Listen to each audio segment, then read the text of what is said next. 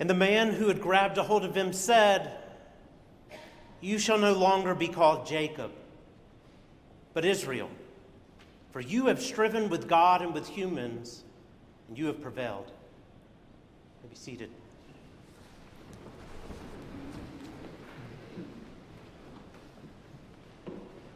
My wife Shelley and I have given 3 names in our lives, 2 of them to our 2 daughters, and one, an unusual honor by what I was asked to do out of seminary, which was to start a new congregation for the diocese of which I was a part in Kansas City.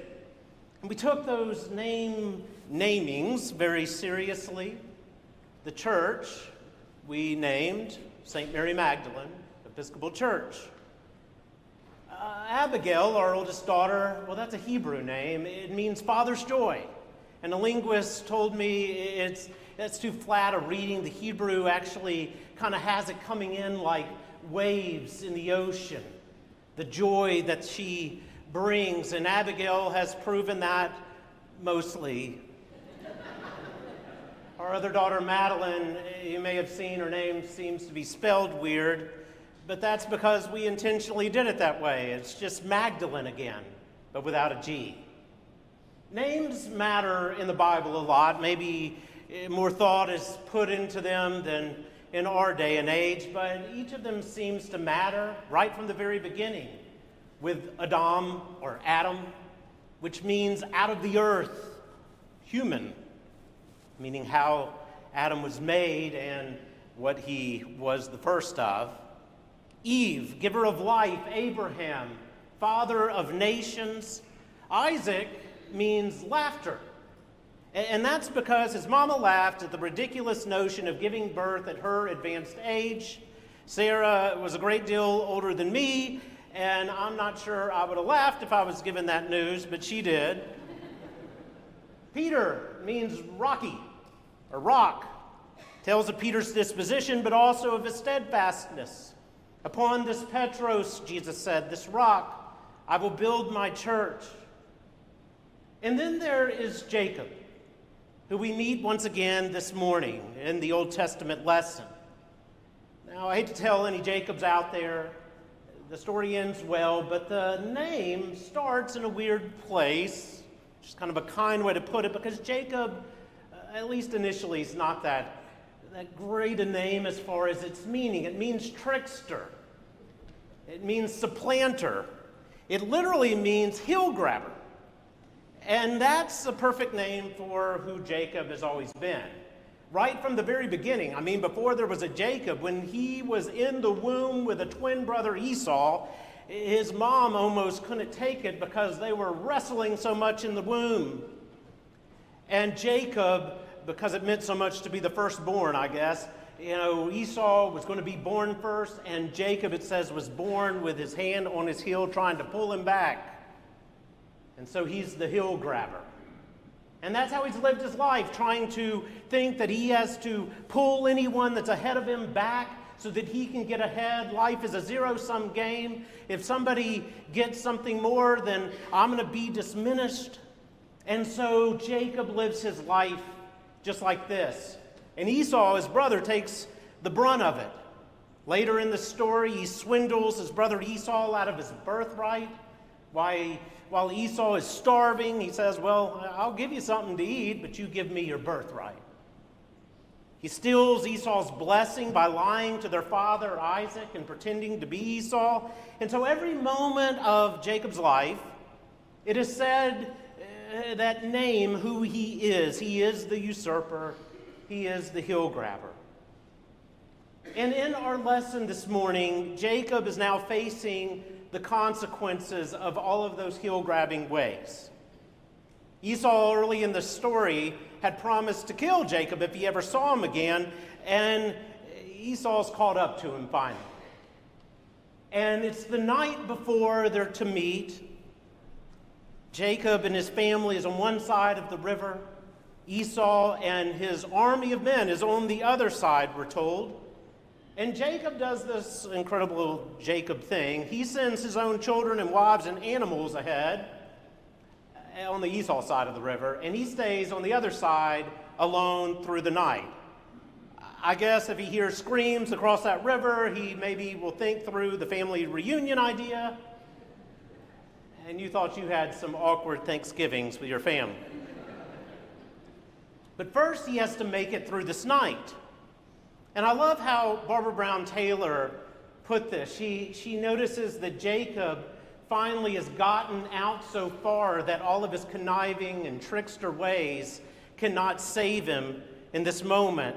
She said Jacob's out there on that riverside, out where his life has taken him, on the boundary between home and nowhere, between the condemnation of the brother he has wronged and the God with whom he's spoken, the good to which he's called, and the bad which he most certainly has done and which he's lived. And there Jacob tries to find rest that night, until suddenly he's jumped.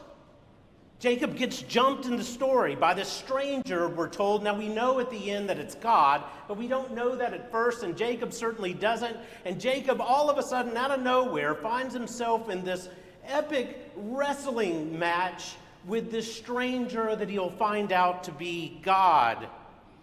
It's just this crazy amount of wrestling, way more than Hulk Hogan ever did, and this certainly is not fake. This is as real gets, as Jacob goes round after round with God throughout the entire night. And I think that this kind of speaks sometime to how God and faith interact with our lives when we're not expecting it.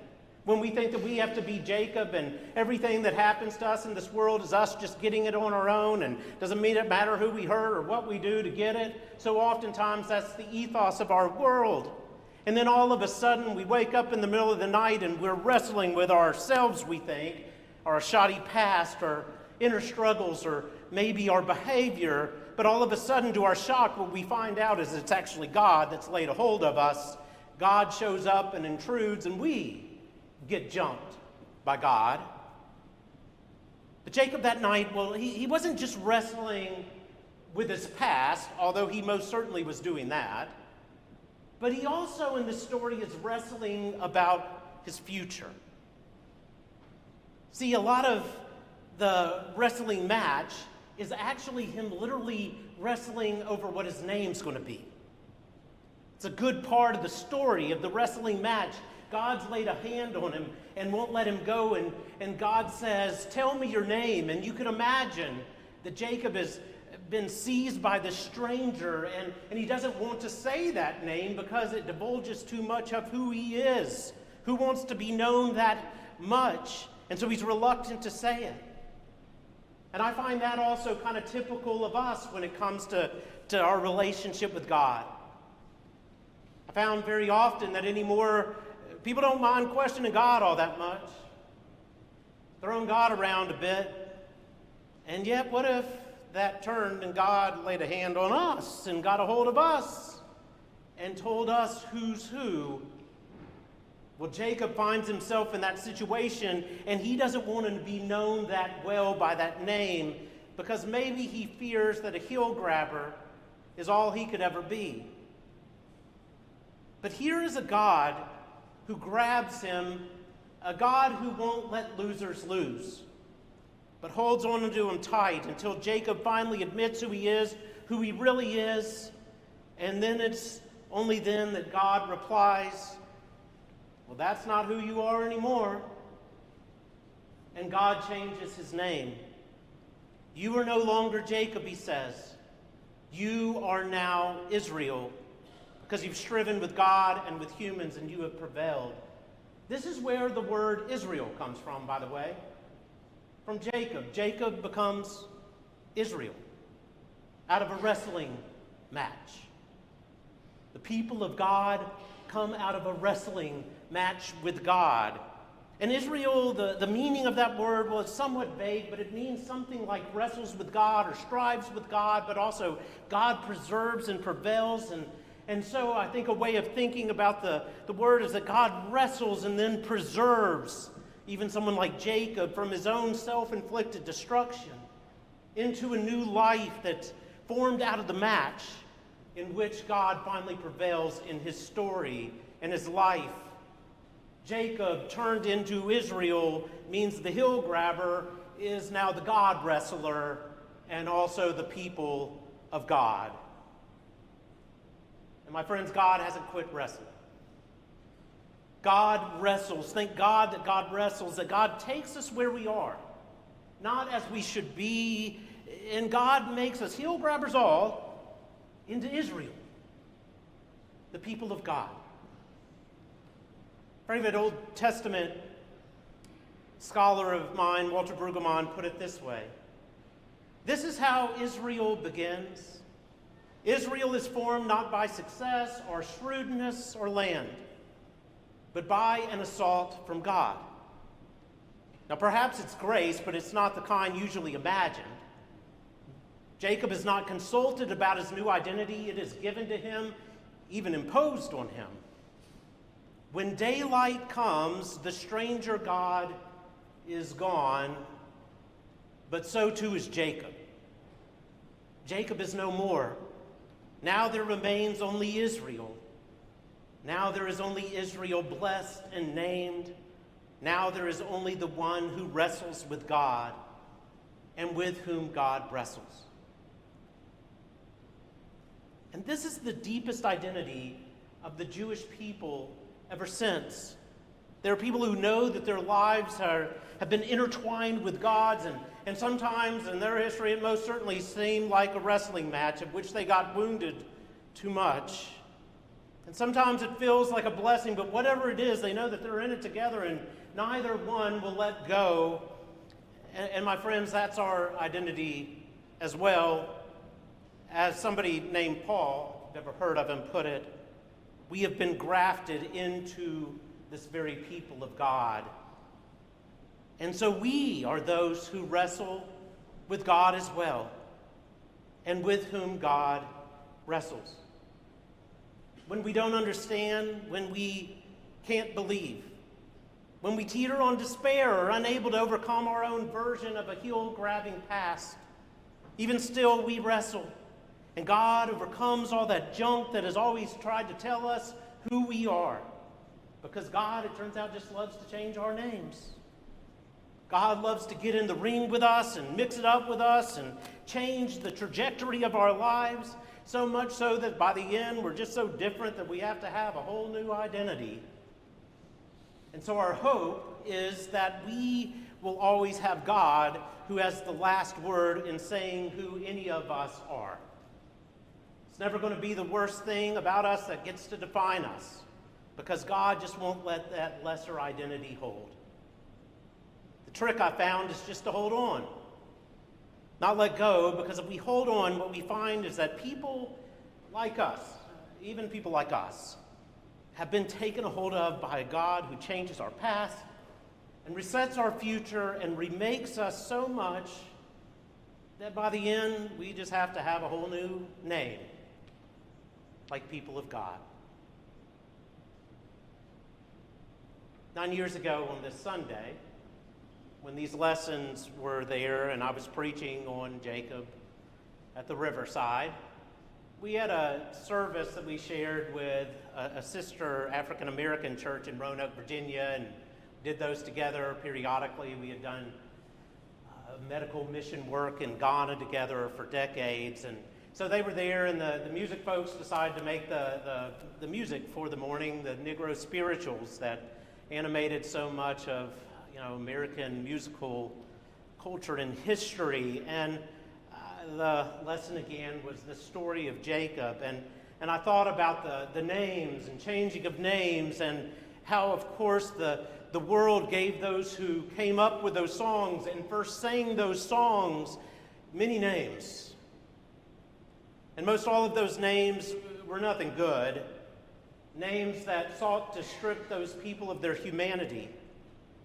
And yet they knew a deeper truth, because they had been laid a hand on by God, and God had them, and they knew that God would never let those lesser names define them.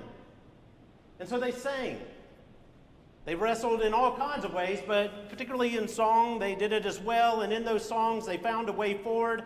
And I would argue they found a way forward not just for them, but for all of America, most particularly us in the South.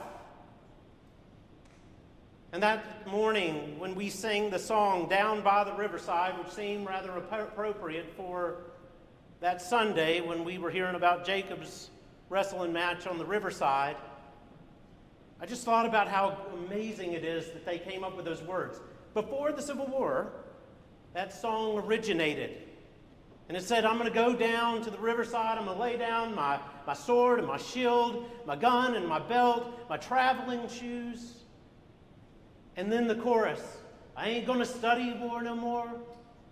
Ain't going to study war no more. Ain't going to study war no more.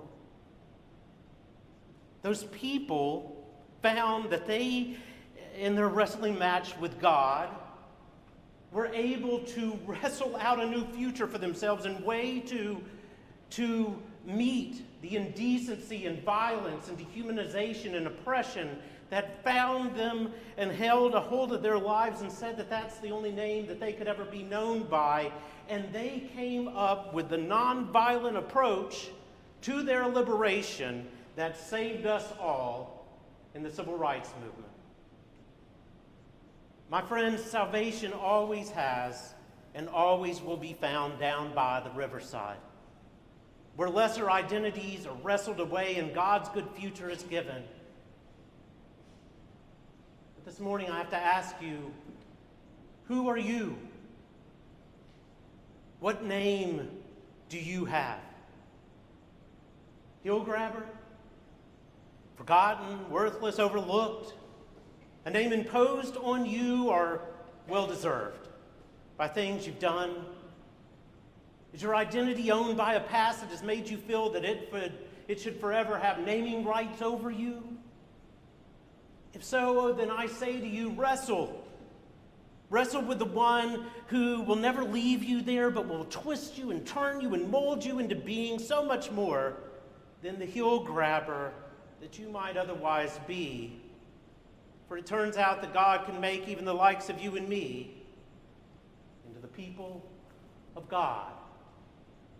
So, get up, cross over, for your name is now Israel. Amen.